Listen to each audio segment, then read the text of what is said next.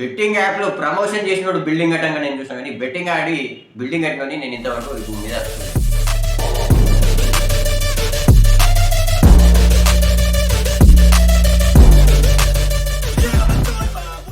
Hello brothers, నమస్తే, welcome back to our YouTube channel.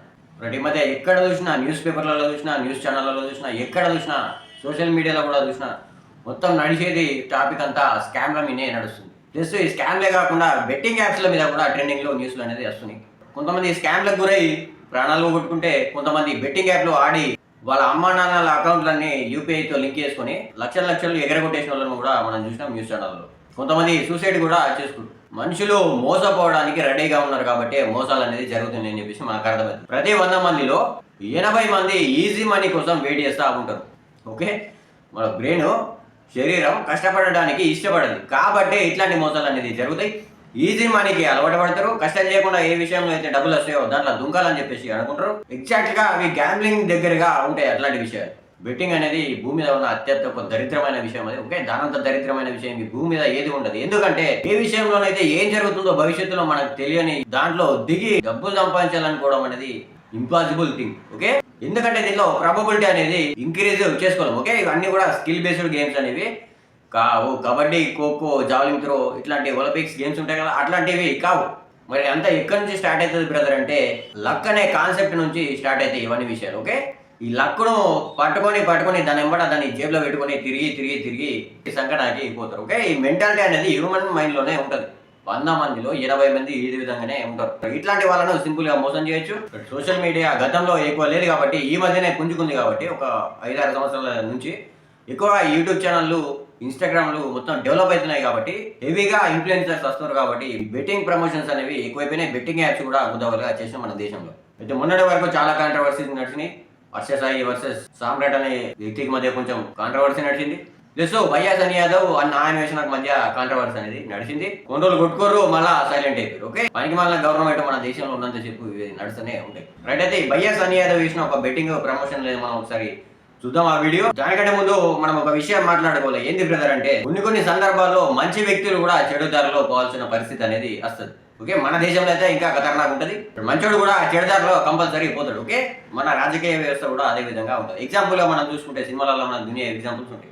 అయితే ఒక సిన్సియర్ ఆఫీసర్ అనేవాడు పోలీస్ స్టేషన్లో కానీ లేకపోతే కలెక్టరేట్లో కానీ ఏదో ఒక జాబ్ కొట్టి, వాళ్ళ ప్యాషన్ తోటి జాబ్ కొట్టి సమాజానికి సేవ చేద్దామని చెప్పేసి పోతాడు. వాడి కుటుంబాన్ని నడుపుకుందామని చెప్పేసి పోతాడు. కానీ వీని మీదున్న పై అధికారులు మొత్తము లంచగొండి నా కొడుకులు, అవినీతి చేసే నా కొడుకులు అయి ఉండి, రౌడీ నా కొడుకులాగా ప్రవర్తించే వాళ్ళు అయి ఉండి, వీడు కూడా వాళ్ళ దారిలో పోవాల్సిన పరిస్థితి అనేది వస్తుంది. లేకపోతే ఏమవుతుంది, వీడిని నిజాయితీ పరుడు కనుక అయితే వీడిని బుక్ చేసి తప్పుడు కేసులు పెట్టి లోపలికి నూపుతారు. లేకపోతే వీడిని పరుగోయే విధంగా కొన్ని కార్యక్రమాలు చేపడతారు. ఇదంతా ఇంపాక్ట్ అనేది వాళ్ళ మైండ్ మీద పడేసరికి వాళ్ళు కూడా చెడు దారిలో వెళ్ళిపోతారు. ఓకే, మరి దీనికి కారణం ఏంది బ్రదర్ అంటే, మనం ఎన్నుకున్న నాయకులు. ప్యాన్లను హ్యాపీ చేయాల్సిన అవసరం గవర్నమెంట్కి లేదా అంటే ఉంది, కానీ గుద్దవగా ట్యాక్స్ వస్తుంది కాబట్టి బ్యాన్ చేయరు. ఓకే, ఈ కాన్సెప్ట్ ఎట్లుంటుందంటే, క్రిమినల్ వాడు పైన చేస్తూనే ఉంటాడు, తలకాయలు ఎగరబడతాడు, మర్డర్లు చేస్తాడు, అది అన్నీ చేస్తాడు, రేపులు చేస్తాడు.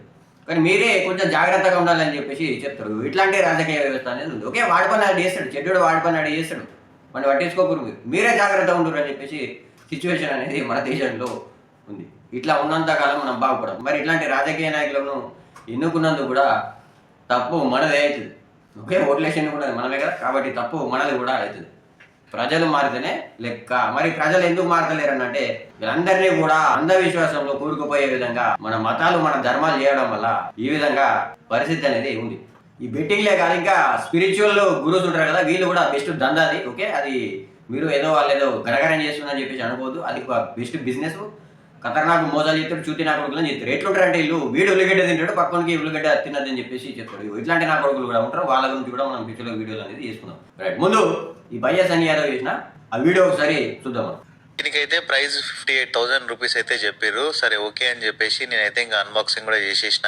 నా దగ్గర ఆల్రెడీ X3 ఉంది. ఇప్పుడు నేను X3 నుంచి X4 కి అప్గ్రేడ్ అవుతున్నా. బాక్స్ లోపల కెమెరాతో పాటు చాలా మౌంట్స్ అయితే ఇచ్చారు అనమాట. మోటార్ సైకిల్ బండిల్ కాబట్టి ఇది మోటార్ సైకిల్ రైడ్ చేసే వాళ్ళకి స్పెషల్ గా అనమాట. ఇంకా ఇప్పుడు ఈ కెమెరాకి నేను బిల్ ఎట్లా కడుతున్నా మీరే చూడండి. ఇప్పుడైతే మనం ఒక ట్రేడ్ ఇద్దాం. కెమెరాకి కావాల్సిన డబ్బులు అయితే మన ఇళ్ళ నుంచి సంపాదిద్దాం. ఇప్పుడైతే నేను స్మాల్ మీద క్లిక్ చేసేసిన. ఇంకా మీరే చూడండి ఇప్పుడైతే నేను ఎంత వేస్తున్నానో. నేనైతే 1,00,000 రూపాయలు అయితే వేస్తున్నాను. అనమాట. ట్రెండ్ అయితే మాత్రం బాగా నడుస్తుంది, 2 స్మాల్ 1 బిగ్ సిరీస్, అందుకని చెప్పేసి నేను లక్ష చేసిన. అండ్ అంతే కూడా నా దాంట్లో అయితే ఇప్పుడు ఎంత ఉన్నాయో చూడండి, 3,76,000 అయితే ఉన్నాయన్నమాట. నేనైతే ఇప్పుడు 1 minute గో అయితే తీసుకున్నా, ఇంకొక 4 సెకండ్లు మాత్రం ఉంది. చూద్దాం మనం ఎంత అయితే సంపాదిస్తాం, ఎంత వస్తుందో. సో ఇక్కడైతే మనకైతే రిజల్ట్ కూడా వచ్చేసింది చూడండి. మనం అయితే 1,96,000 అయితే సంపాదించేసినాం. చూసారు కదా, మన కెమెరా వచ్చేసింది. ఇంకా మన టెలిగ్రామ్ ఛానల్లో అయితే నేను డైలీ ప్రెడిక్షన్ ఇస్తున్నా, మీరైతే మాత్రం గట్టిగా మనీ ఎర్న్ చేసుకోవచ్చు. టెలిగ్రామ్ ఛానల్ లింక్ అయితే వచ్చేసి మన ఇన్స్టాగ్రామ్ బయోలో ఉంది. ఎవరైతే జెన్యున్ గా మనీ ఎర్న్ చేసుకోవాలనుకుంటున్నారో వాళ్ళు టెలిగ్రామ్ గ్రూప్ లో అర్జెంట్ గా జాయిన్ అయిపోండి. జెన్యున్ గా ఎవరైతే మనీ ఎర్న్ చేసుకుందాం అనుకుంటున్నారో వాళ్ళ టెలిగ్రామ్ లో జాయిన్ అయిపోయి. అరే స్వామి నీకు దండం స్వామి. ఓకే, ఈ వ్యక్తి గురించి మనం మాట్లాడుకుంటే కష్టపడ్డాడు. ఓకే, స్టార్టింగ్లో చాలా కష్టపడ్డాడు, బైక్ రైడ్లు చేసిన కష్టాలు ఎదురు కంపల్సరీ ఉంటాయి. ఓకే, యూట్యూబ్ వరకు కంపల్సరీ కష్టాలు ఉంటాయి, అంత ఈజీగా సక్సెస్ అనేది రాదు. కానీ సక్సెస్ అయిన తర్వాత కూడా ఇట్లాంటి సిచ్యువేషన్లోకి పోవాల్సి వస్తుంది. ఎందుకంటే మన చుట్టూరుగా జరిగే పరిస్థితులు ఇవే. కాబట్టి నువ్వు మంచి వ్యక్తివా చెడు వ్యక్తివా, ఈ వ్యక్తి మంచి వ్యక్తి చెడు వ్యక్తి మనకు విడతపెట్టేసి పక్క పెట్టేస్తే ఇట్లాంటి సిచ్యువేషన్లలో పోవాల్సి వస్తుంది. అది పోయిన తర్వాత అది అలవాటు అయిపోతుంది. మనం చేసేది తప్పు కాదని చెప్పేసి అనిపిస్తుంది. ఎందుకంటే గవర్నమెంట్ బ్యాన్ చేయాల్సిన అవసరం ఉంది, కానీ బ్యాన్ చేస్తలేదు. ఒకడు కలర్ ట్రేడింగ్ అంటాడు, ఒకడు స్పిన్ అండ్ విన్ అంటాడు, ఇంకోడు రమ్మీ అంటాడు. ఓకే, ఇలా దునియా యాప్లు బెట్టింగ్ అనేది ఇచ్చేస్తుంది. ఇలా జరిగిన సిచ్యువేషన్ మనం చూసుకుంటే ఏం చెప్పిండు, కెమెరా కొన్నాడు, బిల్లు కట్టడానికి నేను నా డబ్బులు ఇస్తలేదు, నా జేబులోకి వెళ్ళి డబ్బులు ఇస్తలేదు నేను. ఓకే, ఏం చెప్తున్నా, నేను యాప్ ఓపెన్ చేసి చిన్నదా పెద్దదా పెట్టేసి 1,00,000 రూపాయలు నేను వేసుకుని దాన్ని ట్రేడ్ చేసి వెంటనే నాకు 90,000 వేసిన 1,00,000 పెడితే నేను టక్కన కెమెరా కొనుక్కుని వచ్చేసి విని 4 సెకండ్లలో 10 సెకండ్లలో కెమెరా కొనుక్కుని వచ్చేసిన. మరి నువ్వు అంత తక్కువ టైంలో అంత సంపాదించి కొన్నావు కదా కెమెరా, నువ్వు యూట్యూబ్ అనేది బంద్ చేసేయి. ఓకే, యూట్యూబ్ బంద్ చేస్తే బెస్ట్ ఉంటుంది కదా. ఓకే, యూట్యూబ్లో అంత మనీ రావు, నాకు తెలిసి 10 సెకండ్లలో 90,000 అనేది రావు. కాబట్టి ఎంత దారుణంగా ఉంది ఒకసారి చూడు. ఇది మనం అట్రాక్ట్ అయిపోయింది దీనికి, మనుషులు అట్రాక్ట్ అయిపోయింది దీనికి. తక్కువ టైంలో ఎక్కువ డబ్బు సంపాదించే దారులు ఏవేవైతే ఉంటాయో అట్లాంటి వాటికి సింపుల్గా అట్రాక్ట్ అయిపోతారు మనుషులు. ఓకే, ఎవడెట్లా పోతే మనకెందుకు, తర్వాత కామెంట్లు పెడితే నేను మంచిగా 500 ఇస్తున్నాను, లేకపోతే గివ్ అవేలు ఇస్తున్నా, ఐఫోన్లు ఇస్తున్నా, ఫోన్లు ఇస్తున్నా, గ్యాడ్జెట్స్ ఇస్తున్నా. ఇట్లాంటి స్కామ్లు అనేది దునియా జరుగుతుంది. ఈ స్కామ్ అనేది ఎందుకు అనాలి బ్రదర్ అంటే, బెట్టింగ్ యాప్లో ప్రమోషన్ చేసినోడు బిల్డింగ్ కట్టంగా నేను చూసాను, కానీ బెట్టింగ్ ఆడి బిల్డింగ్ కట్టినని నేను ఇంతవరకు ఈ భూమి మీద వస్తలేదు. దీనికి బెస్ట్ ఎగ్జాంపుల్ చెప్పాలంటే, మందు అమ్మేవాడు బిల్డింగ్లో ఉంటాడు, మందు తాగేటోడు గుడిసెలో ఉంటాడు. ఎగ్జాంపుల్గా మనం అర్థం చేసుకోవాలంటే ఆ విధంగా ఉంది సిచ్యువేషన్. ఓకే, అంత ఈజీ కాదు బ్రదర్, డబ్బులు సంపాదించడం అనేది అంత ఈజీ కాదు. ఆల్రెడీ సిపి సజ్జనార్ గారు కూడా వార్నింగ్ అనేది ఇచ్చారు. మన గవర్నమెంట్, ఈ పనికి వల్ల గవర్నమెంట్ ఉన్నంతసేపు బంద్ కావు ఈ బెట్టింగ్ యాప్స్.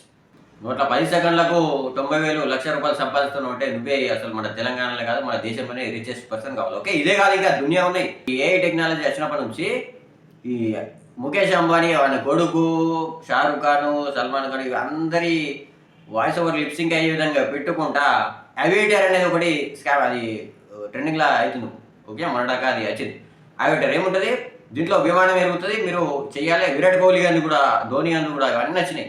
అక్కడ ఏమంటాడు, దాంట్లో అంబానీ అనే వ్యక్తి ఏం చెప్తాడంటే, ఈ యాప్ అనేది మన హిందుస్థాన్ కోసం తీసుకొచ్చిన దీంట్లో ఆడోరే డబ్బులు సంపాదించేది కోటీశ్వర్లు ఒకరి.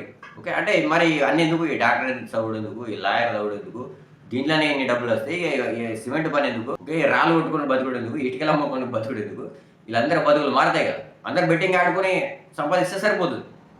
ఈ రకంగా నువ్వు 90,000 తీసినావంటే 10 సెకండ్లలో, రోజు ఫోన్ ముందర పెట్టుకొని కూర్చుంటే ₹1 కోటి దాకా వస్తాయి. నెలకు 30 కోట్లు, సంవత్సరానికి 360 కోట్లు. ఓకే, ఏ సినిమా యాక్టర్ కూడా పనికిరాడు. మరి వాస్తవం ఇదంతా కాదు. వీళ్ళు ప్రమోషన్ చేయడానికి డబ్బులు ఎక్కిస్తారు, దాంట్లోకి వెళ్ళి గివ్ అవేలు ఇస్తారు.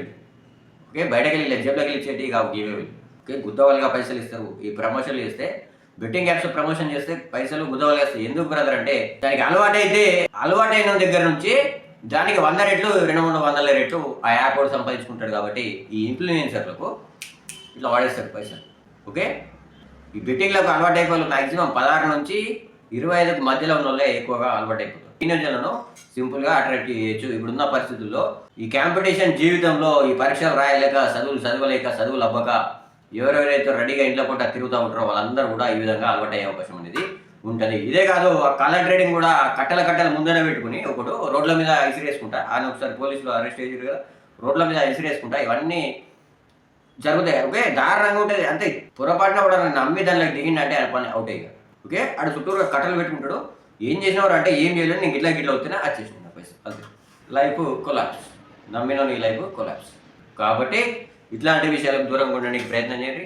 అంత ఈజీగా డబ్బులు అనేది రావు. హ్యూమన్ మైండ్ అనేది గ్యాంబ్లింగ్ కు సింపుల్ గా అలవాటు అయ్యే కెపాసిటీని కలిగి ఉంటది కాబట్టి, తొందరగా బానిస అయ్యే కెపాసిటీని కలిగి ఉంటది కాబట్టి ఇట్లాంటివి అనేది మోసాలు పుట్టుకొస్తాయి.